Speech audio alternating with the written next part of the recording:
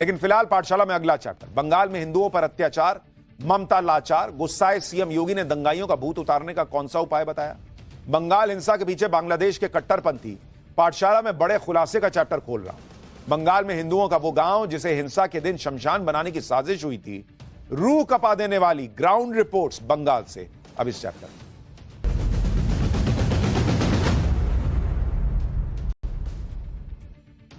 सोनिया गांधी और राहुल गांधी के खिलाफ ईडी ने चार्जशीट दाखिल कर दी और इस पर कांग्रेस समेत पूरा इंडी गठबंधन छाती पीट रहा है। लेकिन बंगाल में हिंदुओं के खिलाफ जो हिंसा हुई, उस पर इंडी गठबंधन के नेताओं के मुंह में दही जम जाती। बंगाल में वक्फ कानून के खिलाफ विरोध प्रदर्शन के बहाने हिंदुओं को चुन चुन के निशाना बनाया गया। मुर्शिदाबाद में हिंदुओं के गांव जला दिए गए, लेकिन इस पर कोई बात नहीं कर रहा। आप देखिए कि बंगाल में बीजेपी समेत 4 बड़ी पार्टियां हैं, कांग्रेस, टीएमसी, लेफ्ट का तो यह हाल है कि वक्फ कानून लागू होने से पहले ही वो मुसलमानों के साथ चट्टान की तरह खड़े हो गए।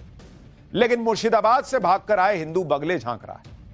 उनके साथ सिर्फ एक पार्टी खड़ी दिख रही है और वो है बीजेपी। बाकी किसी को लग रहा फर्क ही नहीं पड़ रहा। बीजेपी नेता राहत शिविरों में जा रहे हैं, हिंसा पीड़ितों की मदद करने की कोशिश कर रहे हैं, यानी मुसलमानों का साथ देने के लिए इंडी गठबंधन की लंबी चौड़ी फौज दिख रही है और मुर्शिदाबाद के हिंदुओं को सिर्फ पीएम मोदी, सीएम योगी जैसे नेताओं का आसरा दिख रहा है। आप सोचिए, इस देश में हिंदुओं की हालत यह हो गई है कि जो लड़ाई इस बात पर शुरू हुई थी कि मुसलमानों की जमीन, मस्जिद, कब्रिस्तान छीन लिए जाएंगे, मुसलमानों की धार्मिक आजादी छीन ली जाएगी, वो लड़ाई अब इस मोड़ पर आ गई है कि हिंदुओं की जमीनें छीन गई हैं, उनके घर जला दिए गए हैं और उनकी धार्मिक आजादी तो बंगाल में पहले ही हाँफ रही। मतलब मुसलमान के हाथ से तो कुछ नहीं गया अभी तक, लेकिन हिंदू का घर, जमीन सब चला गया, क्योंकि वो घर छोड़ छोड़ के भाग रहा है। भाई, वक्फ कानून का विरोध करने वाले एक भी व्यक्ति के पास इस बात का जवाब नहीं है बॉस कि वक्फ कानून केंद्र सरकार ने पास किया, विरोध मुसलमान कर रहे हैं, सत्ता में बंगाल में ममता बनर्जी हैं, तो हिंदुओं को टारगेट क्यों कर रहे हैं। सवाल यह उठ रहा है कि क्या वक्फ कानून के विरोध में हिंदुओं के खिलाफ बड़ी साजिश की प्लानिंग थी? क्या इस प्लानिंग में बांग्लादेश के कट्टरपंथी संगठनों का भी हाथ है? यह सब आपको आज पाठशाला में बताऊंगा। साथ ही आपको उस हिंदू गांव भी ले चलूंगा जिसे हमलावरों ने शमशान बना दिया। लेकिन पहले एक तस्वीर देखिए क्या क्या हुआ है।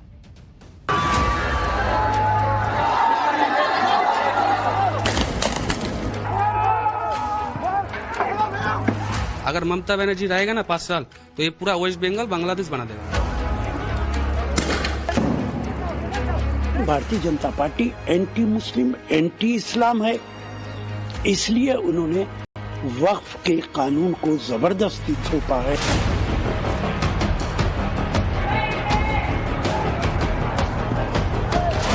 देश में जिस तरीके से संविधान की धज्जियां उड़ाई जा रही हैं, नियम कानूनों की धज्जियां उड़ाई जा रही हैं, तो इसी से इस तरह के माहौल पैदा हो रहा है। मोदी जब से बैठा है तो वो तो मुसलमानों के खून से होली ही खेलना चाहता है। अरे बातों के भूत बातों से कहां मानने वाले हैं, लेकिन सेकुलरिज्म के नाम पर इन लोगों ने दंगाइयों को दंगा करने की पूरी छूट दे रखी है। बंगाल में हिंसा की ऐसी ऐसी गवाहियां सामने आ रही हैं जिसे देखकर लोग सकते में हैरान है कि आखिर इतना खुलेआम कैसे कोई हिंसा कर सकता है। और सरकार है कहां, लोग पूछ रहे हैं। बंगाल के मुर्शिदाबाद की इन तस्वीरों को देखिए। ये तस्वीरें 90 के दशक के कश्मीर की याद दिला रही, पूरे देश को झकझोर दे रही।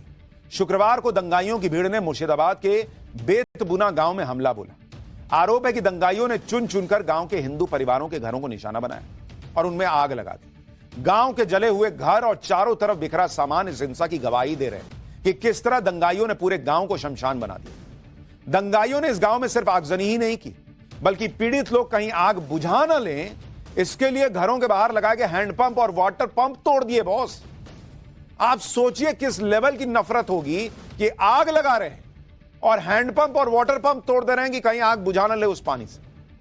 हमारी सहयोगी की ग्राउंड जीरो से एक रिपोर्ट देखिए क्या हुआ है वहां। ये पूरा गांव जो है वो एक हिंदू जो है गांव है। यहाँ पर तकरीबन 200 से ज्यादा हिंदू परिवार रहते हैं, लेकिन एक के बाद एक इस पूरे गांव को जो है शमशान में तब्दील कर दिया गया है। पूरा गांव चला दिया। थोड़ा सा 2-3 गांव बचा है जहाँ पर हम लोग रहते थे, पूरा 15-20 आदमी, वो छोड़ के बाद बाकी पूरा जला दिया। पुलिस का आकलन है कि अभी तक के एस्टिमेट के हिसाब से 180 घर जलाए गए हैं। हालांकि जिस तरह से आगे भी असेसमेंट बढ़ रहा है, हो सकता है ये आंकड़ा और भी ज्यादा बढ़े। हिंदू को उड़ाने के लिए प्लान के साथ था, 70% बोल रहा था कि बांग्लादेश बना दूंगा, यहाँ से बांग्लादेश पाकिस्तान बना दूंगा। हम जो दंगाई यहाँ पर घुस आए थे, उन्होंने किस तरह से प्लानिंग की थी? अगर जो है यहाँ पर आग लगा रहे थे जो लोग, बाहर जो हैंड पंप है या वाटर पंप है, उन्होंने उसको भी तोड़ दिया था, ताकि जब घर पर आग लगाएंगे तो आग को बुझाने के लिए इन लोगों के पास जो है पानी भी ना बचे। अगर ममता बनर्जी रहेगा ना 5 साल, तो ये पूरा वेस्ट बंगाल बांग्लादेश बना देगा। अब मुर्शिदाबाद के ही बेतबुना गांव की एक और तस्वीर देखिए, जो वहां हुई हिंसा और आगजनी की आज भी चीख चीख कर गवाही दे रही है। शुक्रवार और शनिवार को दंगाइयों की भीड़ ने इस गांव में हिंदुओं के घरों में ऐसी आग लगाई जो आज भी धधक रही है। चश्मदीदों का दावा है कि हिंसा के दौरान हिंदू घरों में न सिर्फ आगजनी की गई, बल्कि हिंदू बेटियों को भी अपने साथ उठाकर ले जाने की कोशिशें हुई। आप सोचिए, जिस राज्य की कमान एक महिला मुख्यमंत्री के हाथ में है, जो मां माटी मानुष की बात करती है, उसी राज्य में हिंदू बेटियों की सुरक्षा दांव पर लग गई आरोप लग रहा है। लेकिन जिनके कंधों पर इसे रोकने की जिम्मेदारी है, वो कहां हैं, लोग पूछ रहे हैं। आज भी मुर्शिदाबाद के इस गांव के हिंदू घरों में सुलग रही आग पर हमारी सहयोगी की एक और ग्राउंड रिपोर्ट देखिए। मुर्शिदाबाद के बेतबुना गांव में जहां एक के बाद एक घरों को आग के हवाले कर दिया गया, इस पूरे गांव को जो है खत्म, और गांव के एक हिंदू घर पर जो है आग सुलग रही है। गांव के एक हिंदू घर पर जो है आग सुलग रही है। बेहद सिस्टमैटिक तौर पे ये पूरी चीज की गई, प्लानिंग के तौर पे किया गया, और जब सब कुछ उन्होंने लूट लिया, तब जो है इस घर को तोड़ा फोड़ा गया और आग के हवाले कर दिया गया। हर एक हिंदू घर पर जो है इस तरह से दिखता है कि किस तरह से तुलसी की पूजा की जाती है, और इसी तरह से एक एक घर को आइडेंटिफाई कर निशाने पर लेकर जो है उन्होंने लूट मचाई। इन परिवारों की जो बच्चियां हैं, महिलाएं हैं, उनके भी इज्जत पर जो है हाथ डालने की कोशिश की। कईयों का जो कहना है कि उनकी बेटियों को जो है ले जाने की कोशिश की टांगते हुए, और उसके बाद जो है किसी तरह जान बचाने के बाद जो है वो यहां से निकले हैं। आप देखिए कि मुर्शिदाबाद में कैसे प्लानिंग करके हिंसा की। खुद पीड़ितों ने जो बताया उसके मुताबिक शुक्रवार को हमले से पहले मस्जिद से ऐलान हुआ कि हिंदुओं को मारो काटो। जुमे की नमाज के बाद 5000 दंगाइयों ने गांव पर अटैक कर दिया।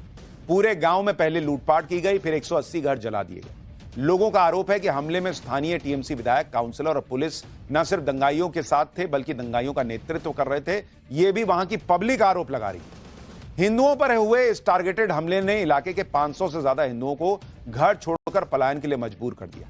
लेकिन मालदा में बनाए गए रिलीफ कैंप में पहुंचने पर भी इन हिंदुओं का दर्द खत्म नहीं हुआ। यह मालदा के हाई स्कूल में बनाए गए रिलीफ कैंप की तस्वीरें, जहां इस वक्त सैकड़ों हिंदू परिवार जान बचाने के लिए शरण लिए हुए हैं। रिलीफ कैंप के अंदर जितने लोग हैं, उतने ही लोग बाहर भी शरण लिए हुए। आरोप लग रहा है कि लोगों के रिलीफ कैंप के अंदर मेडिकल हेल्प नहीं मिल पा रही। सच्चाई सामने आने के डर से उन्हें कैंप से बाहर भी नहीं जाने दिया जा रहा। ममता बनर्जी की पुलिस मीडिया को भी रिलीफ कैंप के अंदर जाने से रोक रही है, यह भी आरोप लग रहा है। इसलिए पीड़ित कह रहे हैं कि रिलीफ कैंप को जेल बना दिया गया है। मालदा के रिलीफ कैंप की बदहाली पर हमारे सहयोगी की रिपोर्ट देखिए। मालदा के परलालपुर हाई